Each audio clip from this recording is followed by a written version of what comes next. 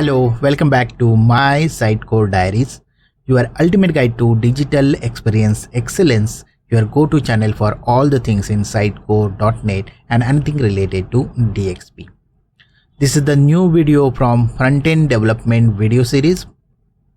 Today we are going to have a walkthrough of HTML, CSS and JavaScript. We are going to see how we can debug the normal HTML. What are the different tools which we can use for debugging? So it's a walkthrough. If you're new to the channel, please do consider subscribing to the channel and click on notification bell. Let's start today's episode. Alright everyone, let's quickly recap what we covered earlier about HTML and CSS just to refresh your memory before we move forward. First up, HTML, which is the backbone of every web page. So what is HTML? It stands for Hypertext Markup Language. It is used to structure the content on the web. You can think it as a skeleton of a web page. Let's see basic HTML structure. If you see, this is how it builds. So you have the document type HTML, which declares the HTML file. Then you have a HTML node. So this is your HTML node, okay, which is your root tag. Then you have head. So basically this is your head, which is metadata, which contains title, links, etc. Then you have the body. So this is your body, which actually the visible page content, okay. And then if you talk about the common tags like heading, which is from H1 to H6, then paragraph, p tag, links, anchor tag, images with the image which I will have a src and alt as attribute, and the list, which can be ordered list or unordered list. So this UL, OL and LI is used for tags. So the BR is used for a line break. Now we will just go through CSS. Again, we have already done that. I'm just giving an overview of the CSS to start our HTML page demo. CSS is how we make a web page looks good. So CSS stands for Cascading Style Sheet. It helps style to your HTML, which controls your color, layout, font, etc. It separates content, that is your HTML, from presentation, that is your CSS, which keep your code clean and manageable. What are the different ways you can apply the CSS? First is the inline, where you can directly add your style sheet into the HTML itself. So this is the inline way of doing it, where you will add a style. Then internal, so on the same HTML page you can add style. So like this, where you will have in the header you will have the style, and this is how you can add it. And the external, which is like this, where you will link your style sheet file to your HTML, okay. So this is the recommended for large projects. Then the basic syntax is something like this, where you have a selector, like here you see the p tag is a selector, and then properties like color, green, font size, like that you will have the properties. So selector is what you want to style, properties what you want to change, and the value is what is the new value you have. About the selector, you can have two type of a selector, class and ID selector. So if say assume that you have this HTML where your p tag has a class as a highlight and another p tag which has a ID as a special, then you can write your CSS like this, where if you use a dot highlight, it means it's a class, so it will apply this paragraph, this CSS. If you use hash special, it means it is a ID, so it will apply to this one. So now we will go through a simple HTML and we will see how it works, okay. We will run that HTML and then later we will see if you want to debug it, what are the tools which you should be using it. Okay, so now let's see a simple HTML how it works along with the CSS and JavaScript, a simple one. We will create the HTML, and then also we will see how we can debug it. So let's start. So we will change this HTML. So we are using the learn frontend, our repository. Okay, so I have written some code for our demo. So first of all, we will try to add some CSS. So I just have this CSS created. We will see one by one. Okay, all the classes which I have created here.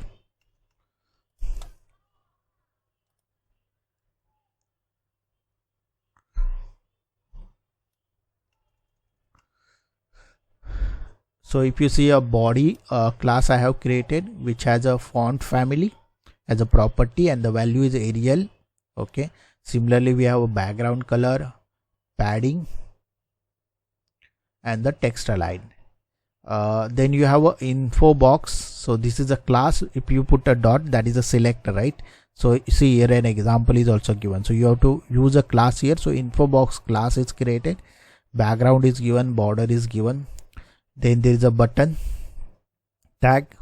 Okay, so you have a button where for this class, and button hover class is also given. So this is our basic main CSS which we have created. Then I will create one HTML. So we have this index.html. I am replacing the code here. Okay, let's go through this. Document type, this is for to indicate that we are using HTML5. This is your first root element. Language is en. This is the head tag. Inside head tag we have a meta tag. Okay, char set is given. Title of the page, simple JS click demo. Then here is a style sheet. So style sheet href. Now what is our style sheet name is main.cs. Okay, so let's change it to main.css. Okay, then you have a script. So our script's name is main.js.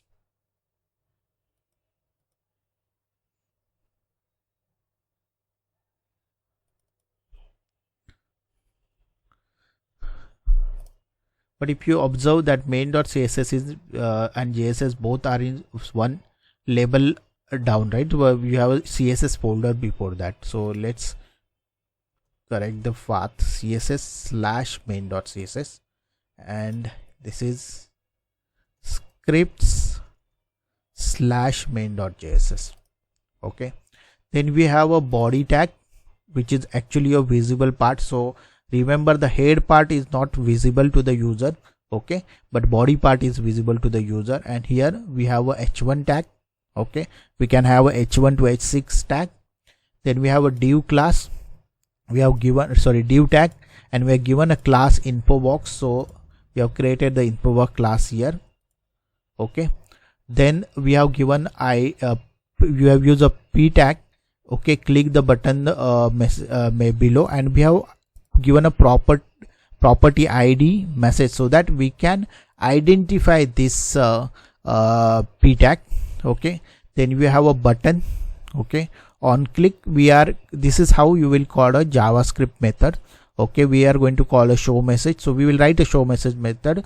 Okay, and if you see the classes here, button has been created. So button class for button, and for hover on the button we have a button hover class. Okay, and we are closing the tags here, body and HTML. So this is our simple HTML. Then let's write a main.js. What we are going to do is, on click of button we are showing some message. So I will return some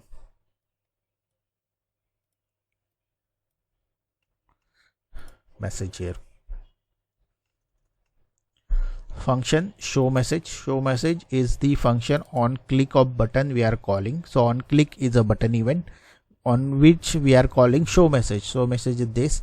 We are adding a console log here, button click, so that we can see the console log debugger. Now this is very important. If you want to debug any JavaScript, you should put a debugger there. So what will happen is, when you will run the page, your debugger is on, your execution will stop here. Okay, we see here pause here, if not stop, pause, if pause here if a dev tool is open.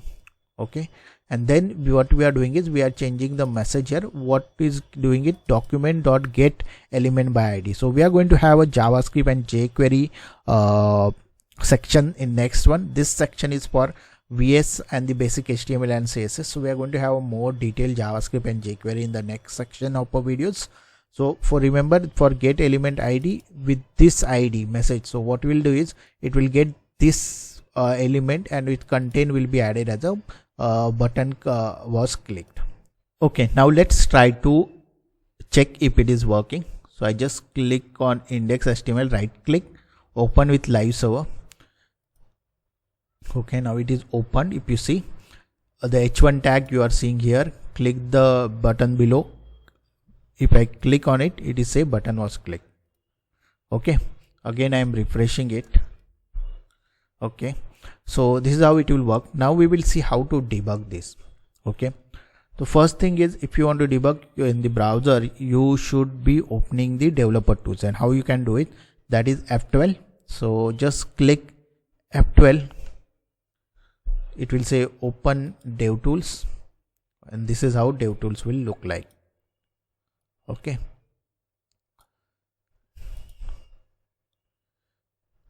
okay, now let's try to debug it. If I say click me, see we have put a debugger here. Now as a developer tool is on, the execution has paused here. Okay, and if you see here, debugger options are there. So first, this one, you can resume the script by clicking on F8. So it will resume complete script if you click on F8. Then there is a F10. If you want to do a F10, it will step over. Then you have a F11, it will go into the function call. Shift F11, step out of the current function, and step 9, F9 will run it. Okay, so if I say execute, it will execute it. Again I am clicking it. Now if I say F10, so it went to the next tool and see next line, and you can see the error. So you can see the logic what it is doing it, and accordingly if there is any issue you can resolve it. Okay, so this is how simple it is to debug it. Okay, then you have a consoler here. So you remember, if you remember, we have added a console log. So console log has come here, button clicked. So if there is any error, there will be some message like cross or something, red or yellow message will be there, that you need to look for that. So this is how you can use a console log, and even you can write a code here.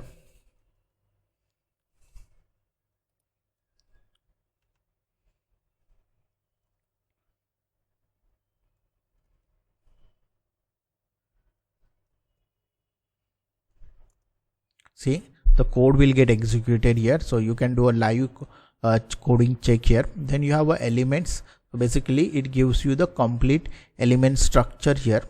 Okay, and then style sheet, computer tab, and layout tab. Okay, which we have talked just. So in the style sheet, if you want to change any say, let's change the background color. Just change something here. See, the color is changed. Okay, you can change the padding, you can change the alignment here.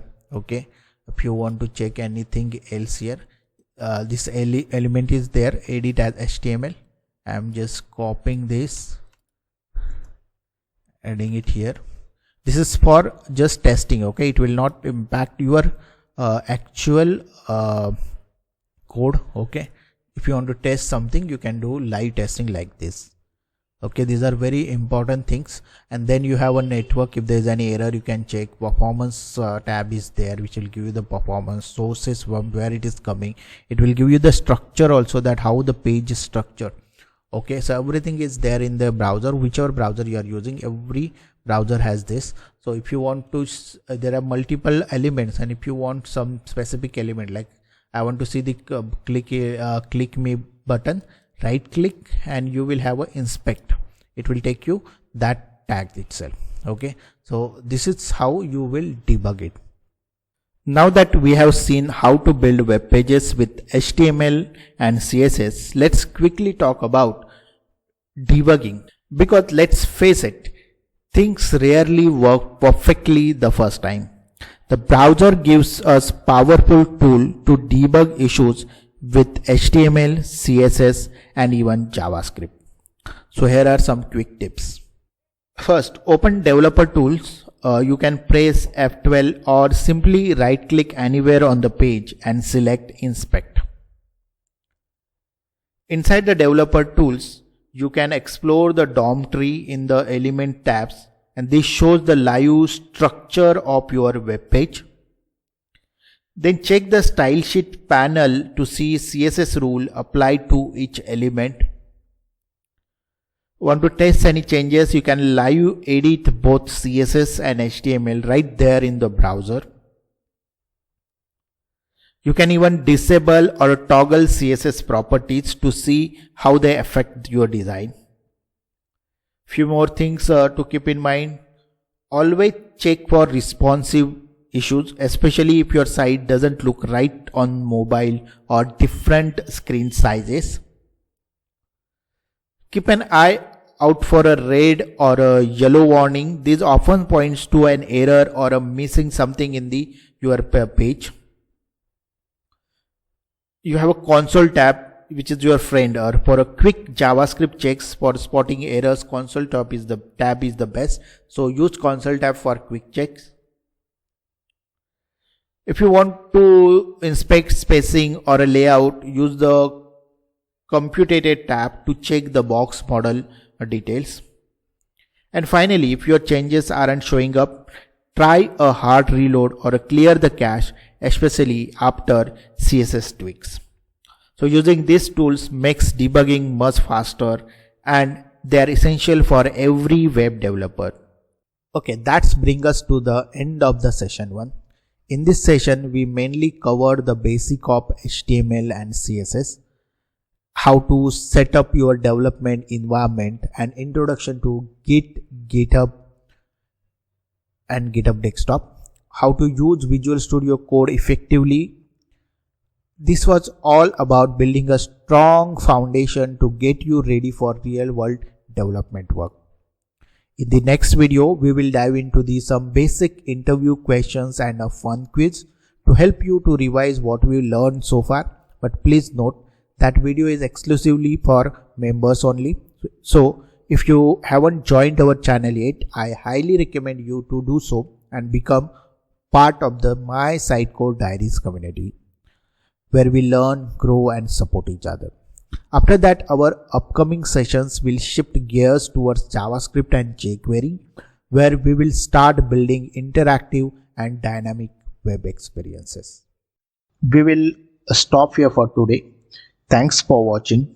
If you found this video helpful, don't forget to like it and share it with someone who is also starting their front-end journey. If you got any questions or suggestions, drop them in the comments below. I will read it and I will try to reply it as many as I can. Subscribe to My Site Code Diaries for more videos in this course, and click the bell icon so you never miss an update. If you want to have access to exclusive videos, hit the join button and become a channel member today.